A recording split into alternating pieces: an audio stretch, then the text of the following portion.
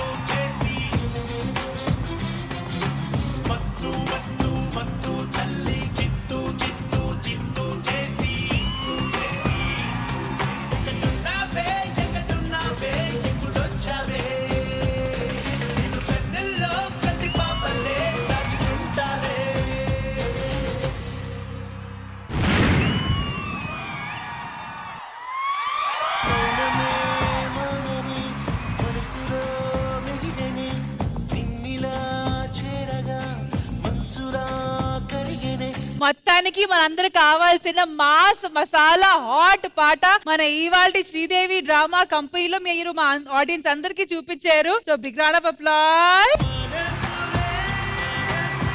So Indraja garu ఎలా అనిపించింది ఈ hot hot song? Absolutely hot sizzling performance.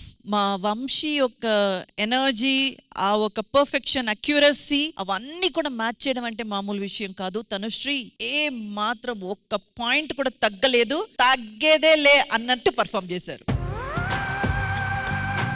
Super అనిపించింది మీ ఇద్దరిది, వెరీ బ్యూటిఫుల్. అండ్ కొంచెంసేపటికి నాకేమనిపించింది అంటే ఇది శ్రీదేవి స్టేజా ది స్టేజా అని అనిపించింది, అంతా బాగా పర్ఫార్మ్ చేశారు. శ్రీదేవి స్టేజ్ ఇది. అవునండి, కానీ దీలా మార్చారు.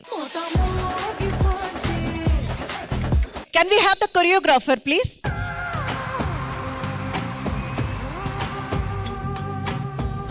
మీరు దీలో ఉండాల్సిన కదా, ఇక్కడ ఏం చేస్తున్నారు?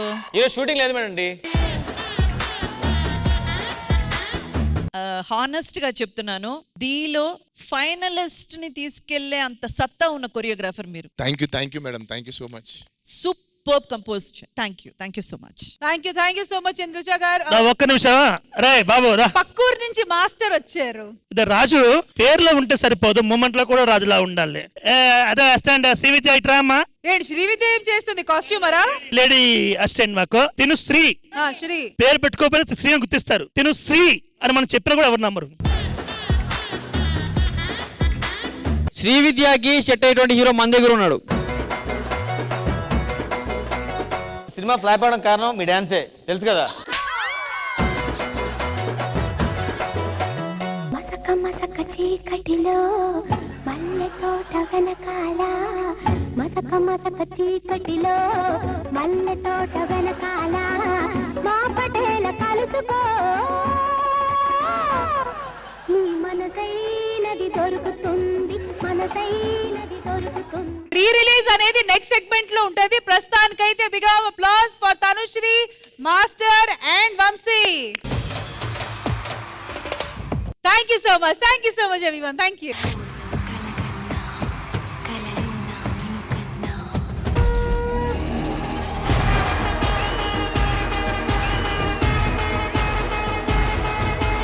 ఎలాగో న్యూ ఇయర్ వస్తుంది కదా, రెజల్యూషన్ ఏమనుకుంటున్నావు? ఇందుకు నీ రెజల్యూషన్ ఏంటో చెప్పు. ఆయన ఇంకో 4 సీరియల్ చేస్తూ ఇంకా బాగా ఫేమస్ అయిపోవాలి. ఇంకా ఫేమస్ అవ్వాలి నీకు, అంతే కదా. మరి ఆయన షూటింగ్ లో బాగా బిజీ అయిపోయారు అనుకో, అప్పుడు నేను చక్కగా పుట్టింటికి వెళ్ళి హ్యాపీగా రెస్ట్ తీసుకోవచ్చు. పుట్టింటికి వెళ్ళా ఎవరు చెప్పారు? మెట్టినింట్లో ఉంటేనే హైపర్ గా ఉండొచ్చు.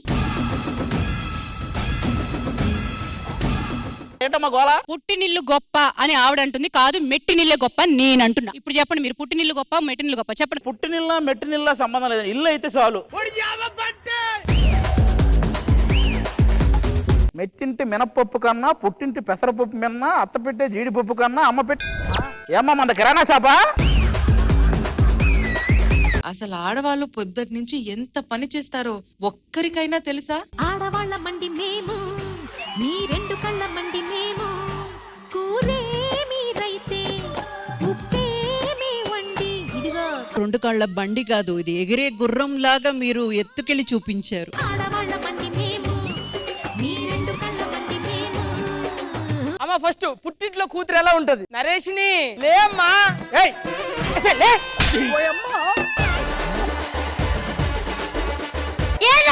నువ్వేం చేస్తావు అత్తగారింటికి వెళ్తే? అత్తయ్యని బ్యాడ్ చేస్తా. అత్తారింటికి వెళ్ళిన తర్వాత ఎలా ఉంటుంది? టిఫిన్ చేసినవా? నేను మనిషినా లేకపోతే కీలు గుర్రాన్నారా? చూడు చేతులు చూడు. ఏమైంది? మా పాడల పిల్ల.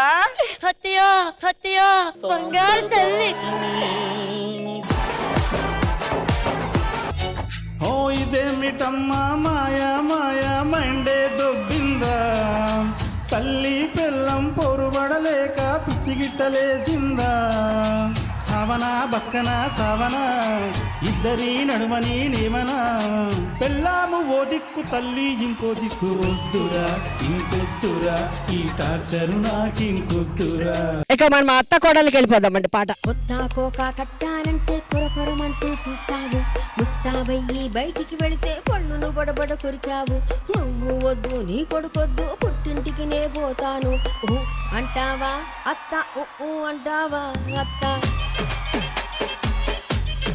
బేసికల్లీ తల్లి నుంచి వచ్చిన ప్రేమ ఇంద్రజ గారు నాకు అత్త నుంచి రాలేదు, అత్తయ్య లేదు మామయ్య లేదు. సో అండ్ టచ్ వుడ్ మా అత్తయ్య నా బిడ్డ రూపంలోనే వచ్చింది.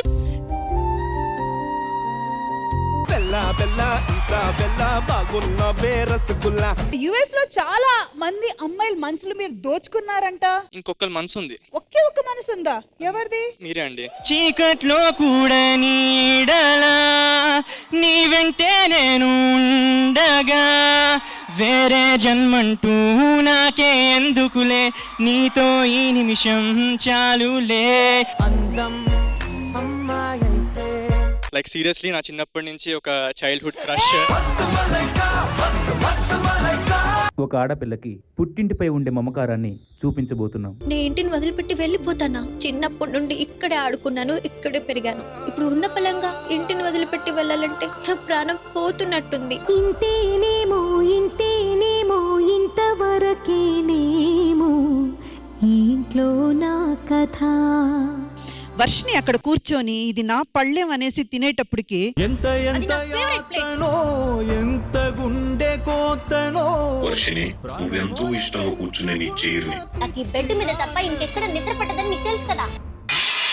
నేను పెట్టేదాన్ని కదా. ఏమో అక్క, ఇంకొన్ని డేస్ లో నువ్వు వెళ్ళిపోతున్నావు కదా. ఇప్పటి నుంచి అలవాటు చేసుకుంటున్నా. గూడునే విడువక ఇన్నే ఉండొచ్చుగా, ఎవడు రాసాడు ఈ రాతను. ఫస్ట్ టైం ఫీల్ అవుతున్నా, రే ఆడపిల్లకి ఎందుకు పుట్టింది చందమామ అని. ఇంతేనేమో ఇంతేనేమో రేపు పొద్దున నా పిల్లలు కూడా పెళ్లి చేస్తే ఇలాగే ఉంటుందేమో.